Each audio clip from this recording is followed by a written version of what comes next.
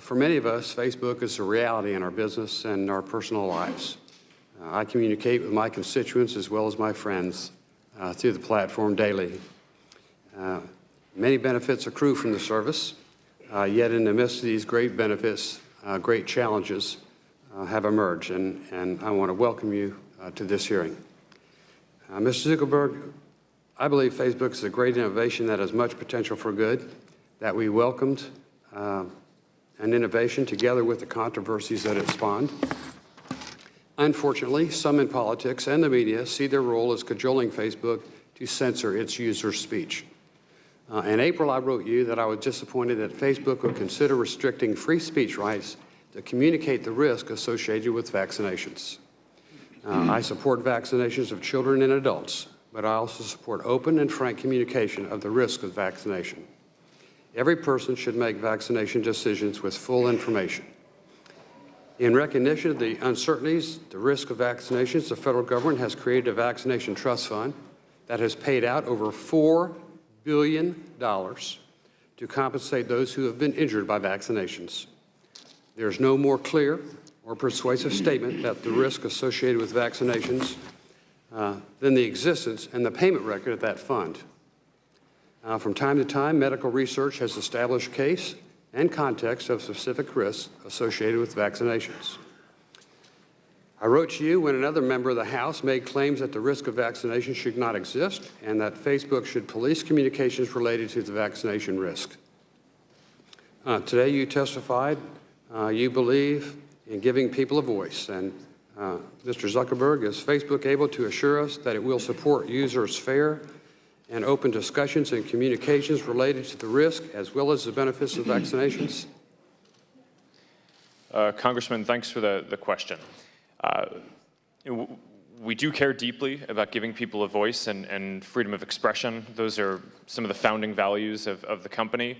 At the same time, we also hear consistently from our community that people want us to stop the spread of misinformation. So what we do is we try to focus on misinformation that has the potential to lead to physical harm or imminent harm. And that can include especially misleading health advice. There was a hoax that was going viral a number of months back that Let's was kind saying... of stick to this subject because our time is very limited. Are you 100% confident that vaccines pose no injury to any person on this planet? Congressman, I don't think it would be possible for anyone to be 100% confident, but my understanding of the scientific consensus is that it is important that people get their vaccines. But you said your platform, you believe in giving people a voice. Shouldn't somebody have the opportunity to express an opinion different from yours? I mean, over $4 billion has been paid out by the fund. Over thousands of people. Don't you think people should be able to have information to make an informed choice? Congressman, I do. And that's why we don't stop people from posting on their page something that's wrong. Right? If someone wants to post vaccine, anti-vaccination content, or if they want to join a group where people are discussing that content, we don't prevent them from doing that. But what we do is we don't go out of our way to make sure that our group recommendation systems try to show people or encourage people to join those groups. Okay. We discourage that. Okay. Well, how do you discourage it?